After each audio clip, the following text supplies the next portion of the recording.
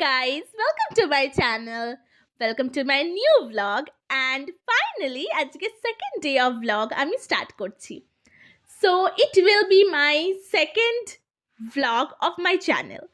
তোমরা প্লিজ এটাকে like, share, subscribe করে দিও and yes, তোমরা হয় জায়গাটা চিনতে পারছো অ্যান্ড তোমরা প্রচুর জন জানো অলরেডি আমাদের কলকাতাতে ইন্টারন্যাশনাল বুক ফেয়ার শুরু হয়ে গেছে, that is in eco park.